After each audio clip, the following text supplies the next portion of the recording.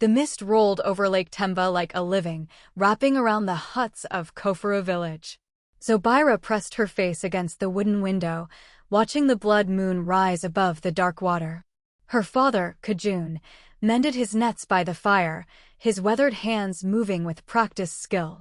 "The old spirits are restless tonight," whispered Grandmother Mirembe from her corner. Her cloudy eyes never left the crimson moon. When the moon bleeds, the river remembers ancient debts. Zobira had heard these stories before. Tales of water spirits that stole children, of bargains made in desperation. But tonight felt different. The air hummed with something dangerous, something waiting. The fishing nets trembled without wind. Kajun's hands stopped moving. Outside, the lake began to glow with an unnatural light, as if the moon had fallen into its depths. "Zobira," Mirembe called softly, "stay away from the water tonight. The river spirits are calling, and young hearts answer too easily." But Zobira was already reaching for her shawl, drawn by a voice only she could hear. The village slept while Zobira crept through the shadows. Her bare feet made no sound on the damp earth as she moved toward the lake's edge. The blood moon cast everything in shades of rust and crimson. At the water's edge, she paused. The lake was perfectly still, like a mirror reflecting another world. Then she saw them lights dancing beneath the surface, moving in patterns that made her heart race. "Beautiful, aren't they?" The voice came from everywhere and nowhere. Zobira spun around, but saw only mist. "Who's there?" "I am what your grandmother fears. What your father pretends doesn't exist." The voice was like water over stones, ancient and patient. "But you already know that, child. That's why you came." The lights under the water grew brighter, forming shapes that almost looked human. Zobira stepped closer, the cold lake water touching her toes. "I can give you everything you've ever wanted," the voice whispered. "Knowledge, power, freedom from this small life."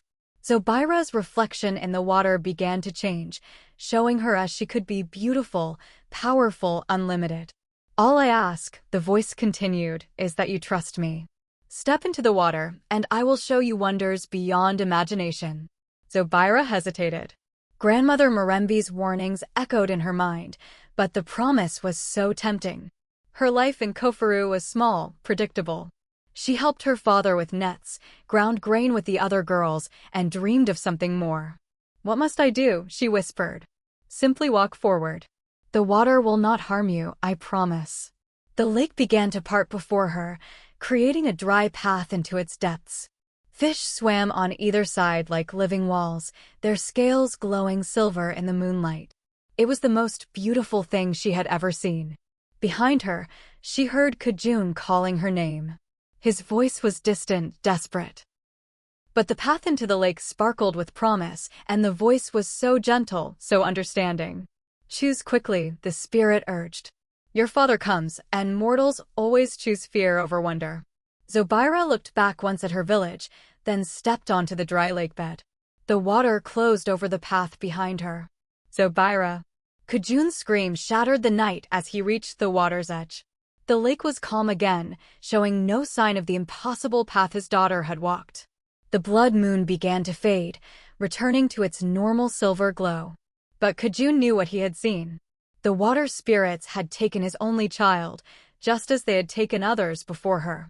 He plunged into the lake, diving deep, but found only mud and weeds. The water was cold and normal, hiding its secrets well. When he surfaced, gasping, the other villagers had arrived. "She was here," he sobbed to Mirembe. "The spirits took her. I saw the path in the water." Mirembe touched the lake's surface with trembling fingers. "The old pact has been fulfilled," she whispered. "After 50 years of peace, they have claimed their price." The villagers searched until dawn, but found no trace of Zobira. Only her shawl, floating near the shore like a ghost. As the sun rose, the lake looked innocent and beautiful, as if it had never swallowed a young girl whole. The village would never be the same. 10 years passed like a slow healing wound. Kajun aged beyond his years, his hair turning white as lake foam. He still cast his nets each morning, but his heart was at the bottom of the water with his daughter. The village had grown quieter over the years. Children were forbidden from playing near the lake after sunset. The old stories were told more often, reminders of the dangers that lurked beneath the peaceful surface. Mirembe had passed away 3 winters ago, taking her deepest secrets with her.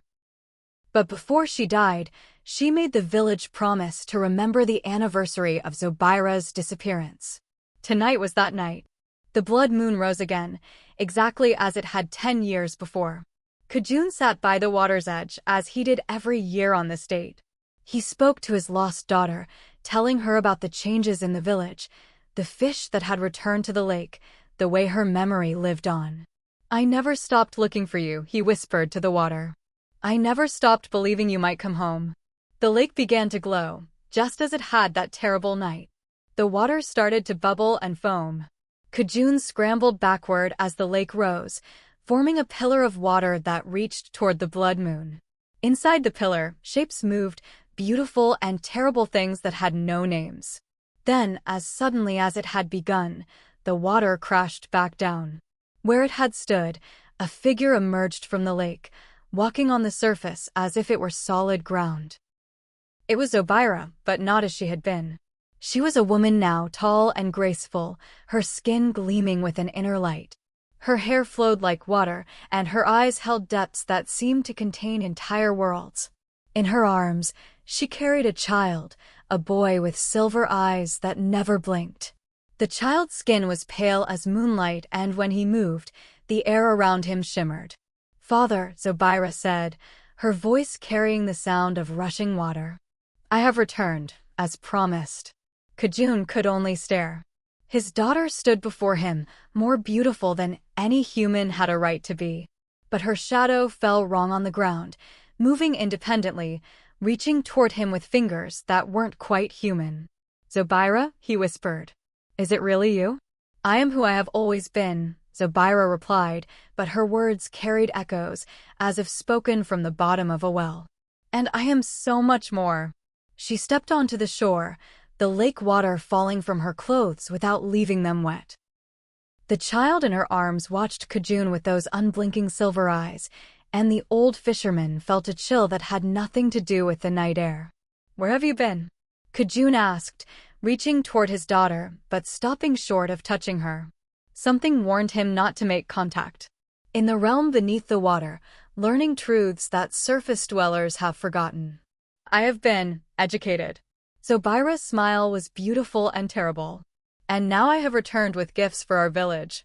The child in her arms began to glow faintly, his silver eyes reflecting light that wasn't there.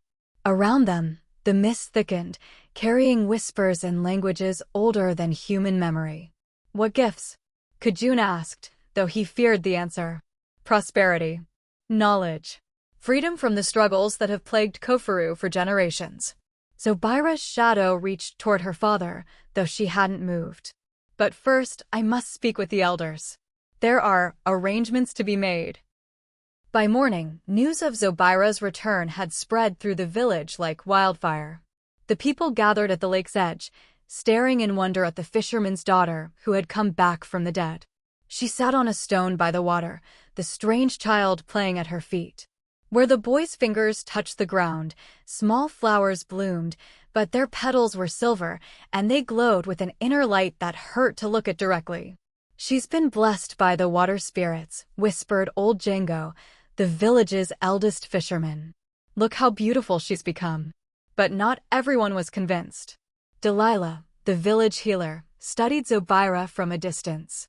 The woman's beauty was undeniable, but there was something wrong about it, too perfect, too otherworldly.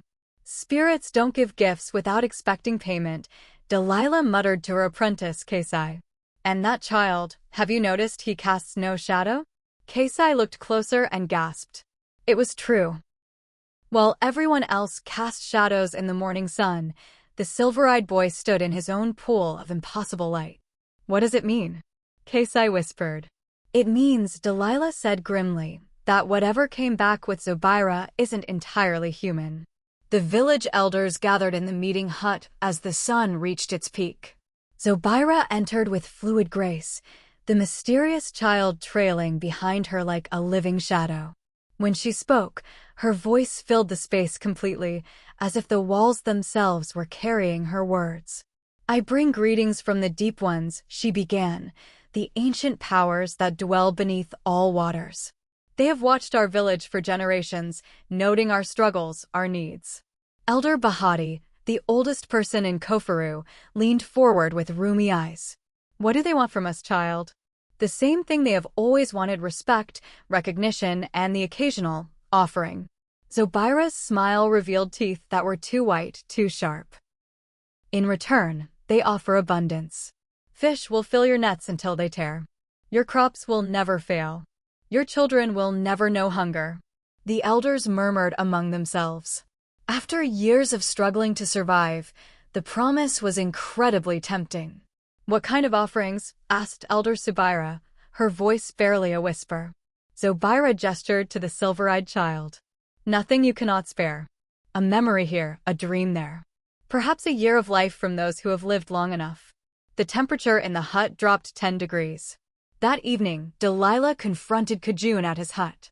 The old fisherman sat staring at his nets, but his hands shook too much to work.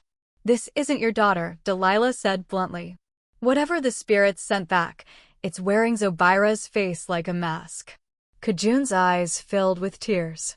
She remembers things only Zobira would know. Her favorite song, "The Scar on My Hand from when she was small." Spirits are cunning. They read memories like fishermen read water. Delilah sat beside him. "Listen to me, old friend. That thing wants something from our village, and it won't stop until it gets what it came for." Outside, they could hear laughter, the sound of children playing. But it was wrong somehow, too musical, too perfect. "The silver-eyed child has been playing with our young ones," Delilah continued. "And wherever he touches them, they change. Their laughter becomes like his, beautiful but empty." Kajun looked up sharply. "What are you saying?" "I'm saying that if we don't act soon, there won't be a village left to save.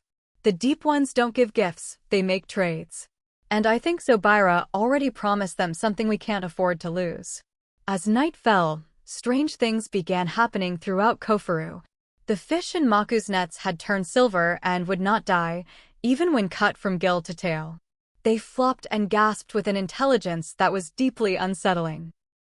Asha's baby, who had been fussy for months, now slept too peacefully. When she tried to wake him for feeding, his eyes opened to reveal pupils that reflected light like a cat's. In the village center, water began seeping up from the ground, forming puddles that shouldn't exist. The puddles were perfectly round and impossibly deep, showing not the sky above, but the darkness below. Zobira walked among these wonders with her glowing child, touching people gently on the shoulder. Where her fingers made contact, small scales appeared on their skin, beautiful, iridescent scales that caught the moonlight. "Do you see?" she asked those who gathered around her. "The barriers between worlds are dissolving. Soon, we will all be one people, those who swim and those who walk, united under the blessing of the deep ones." But Delilah noticed that those who had been touched could no longer step away from the water. They were drawn to it, as if something called to them from the depths.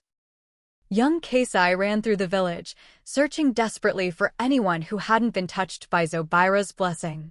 She found only a handful, mostly the very old and the very sick, those the water spirits apparently found unworthy. "We have to leave," she gasped to Delilah.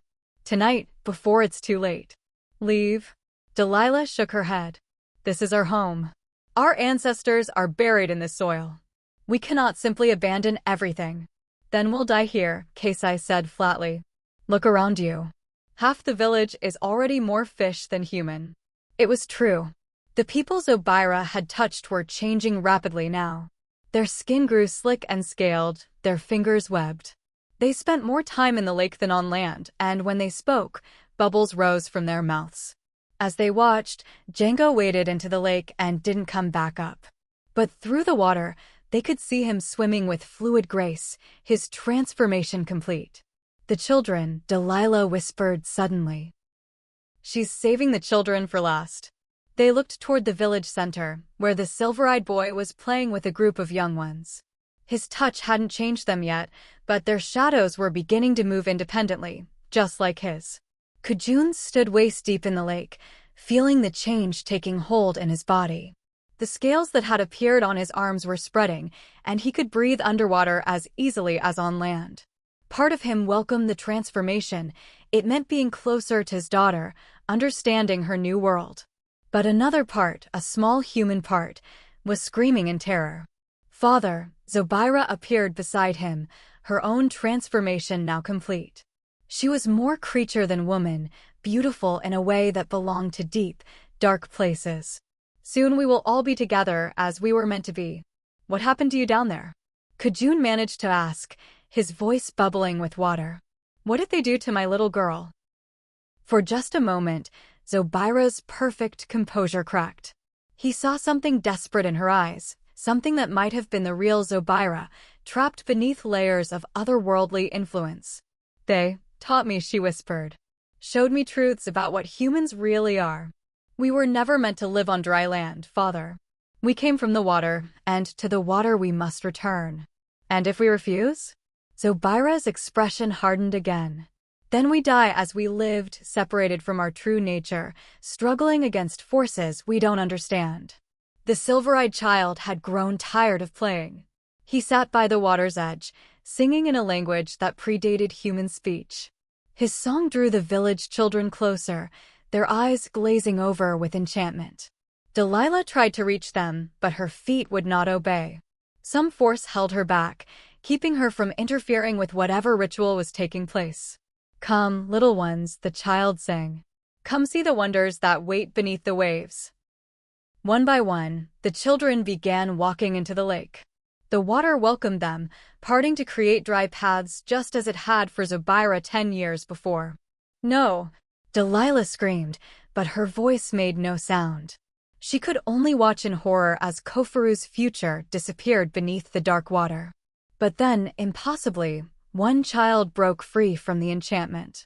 Little Zobira, the blacksmith's son, stumbled backward from the lake's edge, shaking his head as if waking from a dream. I won't go, he said in his piping voice. My mama told me never to trust things that have no shadows. The silver-eyed boy's perfect face twisted with rage. For the first time since arriving, he looked exactly like what he was, something that had never been human at all. The silver-eyed child's fury sent ripples across the lake that became waves, then waterspouts.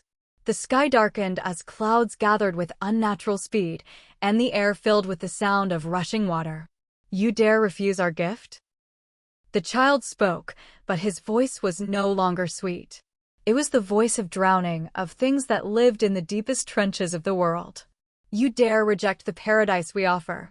Zobira stood his ground, though he was only 7 years old and shaking with terror.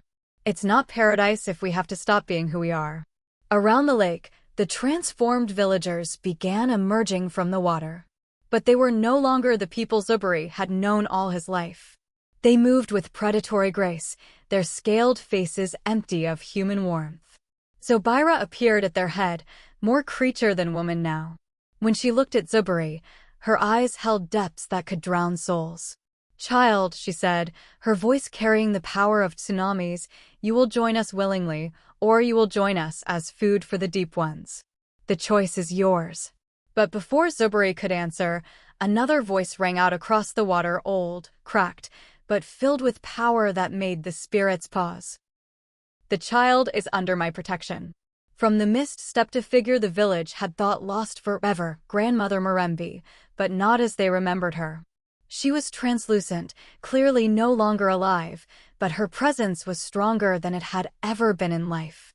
You cannot be here, Zobira hissed, her beautiful features twisting with recognition and fear. The dead have no power in this realm. Foolish child, Mirembe's ghost replied, her spectral form growing brighter. I made my own bargain with the deep ones 50 years ago. I know their true nature, their weaknesses. The silver-eyed child stepped forward, his form beginning to shift and writhe. Old woman, you meddle in affairs beyond your understanding. I understand perfectly. Mirembe raised her ghostly hands, and symbols appeared in the air around her, ancient marks that hurt to look at directly. You are not deep ones at all. You are parasites, feeding on human dreams and memories. The real spirits of the lake would never corrupt children so. A tremor ran through the transformed villagers. For a moment, their eyes cleared, showing confusion and terror. Lies, Zobira snarled, but her voice carried less certainty than before. Then explain this, Mirembe said, pointing at the silver-eyed child. True water spirits cast reflections. They have substance. But this creature, the child had no reflection in the water at all. The revelation struck the transformed villagers like a physical blow. They staggered, clutching their heads as memories began returning, real memories, not the false paradise the parasites had shown them. What have we done? Kajun gasped, his scales beginning to fade as the false transformation weakened. The silver-eyed child shrieked in rage, his disguise finally dropping completely. He was revealed as something that had never been human, a writhing mass of shadow and hunger, held together by stolen dreams and borrowed flesh. You have ruined everything, the creature howled at Mirembe's ghost. Decades of planning, generations of careful preparation. Your kind has plagued humanity since the beginning, Mir. You chose to imitate my granddaughter, Mirembe continued. And a grandmother's love is stronger than any parasite's hunger. She turned to the thing wearing Zobira's face. Show yourself, demon. Let these people see what truly took their children's futures. The false Zobira fought against the command, but Mirembe's power was too strong. Slowly, horribly, the beautiful mask began to slip. What lay beneath Zobira's stolen face was indescribable horror, a void where features should be, filled with swirling darkness and the echoes of consumed souls. The villagers screamed and fled, their transformations reversing as the parasite's power weakened. But the real horror was yet to come. Within that void, they glimpsed the truth, hundreds of faces, all the people the creature had consumed over centuries. And among them, barely visible, was the real Zobira, trapped and screaming silently for help. She's still alive, Kajun whispered in anguish. My daughter is still alive in there. Barely, Mirembe confirmed grimly. The parasite has been feeding on her essence for 10 years, keeping her alive to maintain the disguise. But there is little left. The creature that had worn Zobira's face writhed in fury, its form becoming less stable by the moment. You cannot stop what has already begun. The pact is sealed. The village is ours. What pact? Delilah demanded, stepping forward despite her terror. Mirembe's ghostly face filled with ancient sadness. The same pact I made 50 years ago when famine threatened Kofuru. I offered the lake spirits one life in exchange for prosperity. I thought they would take mine. But they took Zobira instead, Kajun realized with dawning horror. They waited, Mirembe nodded. Patient as all parasites are. They let the village prosper, let us forget the true cost. Then, when we were comfortable, they claimed their prize. The parasitic creature began to dissolve, its stolen power fading as more villagers broke free from its influence. But as it weakened, it became more desperate, more dangerous. If I cannot have this village, it shrieked, then no one will. The lake began to boil and surge. The creature was calling on reserves of power stored deep beneath the water, the life force of everyone it had ever consumed. It's going to destroy everything, Delilah gasped as cracks appeared in the ground and huts began to collapse. Not if I can help it, Mirembe said grimly. But I cannot do this alone. The living must choose to fight. She looked at Zobira, the only child who had resisted the creature's call. Little one, you must be very brave. Can you do something that might save everyone? Zobira nodded, though tears streamed down his face. What do I have to do? Walk into the lake, Mirembe said softly. But not to join them, to retrieve something they stole. Deep beneath the water lies the heart of their power, a crystal that contains all the dreams and souls they've consumed. If you can reach it. I'll drown, Zobira whispered. Not if you remember that their power is built on lies. The water will only harm you if you believe it can. Zobira waded into the churning lake as the creature's death throes tore the village apart. Behind him, his parents screamed his name, but he walked forward with the stubborn determination that only children possess. The water rose around him, but instead of pulling him down, It seemed to part before his fearless innocence. The parasites had built their power on corrupting dreams, but Zobira's dream was pure, to save his village, his family, his friends. As he descended into the lake's impossible depths, he saw the crystal Mirembe had described. It pulsed with stolen light, and within it, he could see the faces of everyone the creatures had ever consumed, including Zobira, still fighting after 10 years of captivity. But guarding the crystal was the silver-eyed child, now revealed in its true form as a writhing mass of hunger and spite. "You cannot have it," the creature hissed. "Without these souls, we will starve." "Then starve," Zobira said simply, and reached for the crystal. The moment his fingers touched its surface, the lake exploded with light. Every stolen soul, every corrupted dream, every consumed hope burst free at once, rushing toward the surface like air bubbles from the deepest depths. The parasitic creatures shrieked as their stolen power was ripped away. Without the consumed souls to sustain them, they began to dissolve into the primordial darkness from which they had emerged. But their death throes were catastrophic. The lake churned like a hurricane, and the ground beneath Kofuru cracked and split. If the creatures could not have the village, they would ensure nothing remained. Zobira found himself back on the shore, the crystal clutched in his small hands. Around him, the freed souls swirled like a tornado of light, seeking their final rest. "Zobira!" Kajun cried out as he saw his daughter's spirit among the freed souls. She looked as she had at 16, young and beautiful and fully human. "Father," she whispered, her voice carried on otherworldly wind. "I'm sorry. I was so foolish, so eager for adventure. I led them right to our village." "The fault was mine," Mirembe's ghost interrupted, her form beginning to fade as her earthly ties dissolved. "I made the original bargain. I opened the door." The village continued to shake apart around them. Several huts had already collapsed, and cracks were spreading toward the meeting hall where the remaining villagers had taken shelter. "There must be a way to stop this," Delilah pleaded. "Some way to repair the damage." "There is," Zobira's spirit said softly. "But the price?" "The lake must be sealed," Zobira explained as the destruction continued around them. "The breach between worlds must be closed permanently, or other parasites will come. But it requires a willing sacrifice, someone to guard the boundary from the other side." "No," Kajun said immediately. "I won't lose you again. You lost me 10 years ago, father.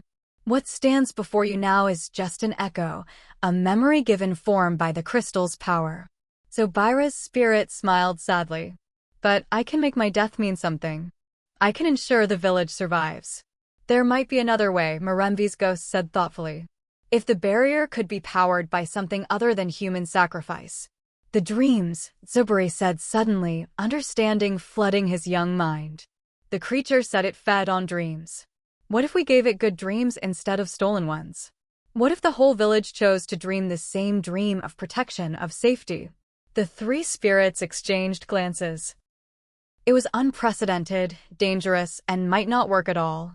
It would require everyone in the village to participate, Mirembe warned. And if even one person's resolve wavered, the barrier would fail.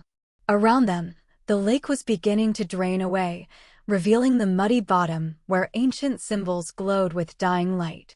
They had minutes, perhaps less, before the dimensional breach became permanent.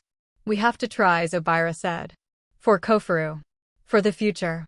But as they prepared to attempt the desperate ritual, a new sound echoed across the lake, the laughter of something vast and terrible, awakening in the depths below.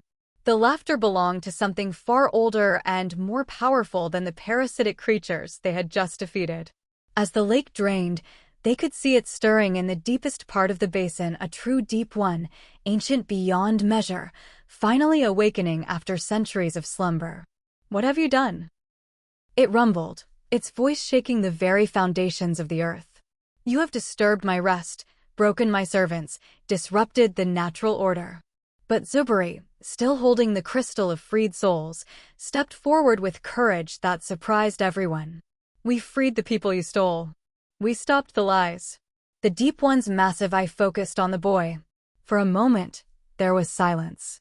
Then, incredibly, the ancient being began to laugh, not with malice, but with something like respect. "Child," it said, its voice growing gentler, "you have done what I could not. Those parasites had corrupted my waters for centuries, feeding on my power while I slept. You have cleansed what I was too weak to clean myself." The crystal in Zobira's hands dissolved into pure light, and the freed souls, including Zobira, smiled as they faded into peaceful rest. The lake began to fill again, but this time with clean, clear water. "The village is safe," the Deep One declared. "The waters will provide, but never demand. This is my gift to the brave ones who fought the darkness." As dawn broke over Kofuru, the nightmare was finally over.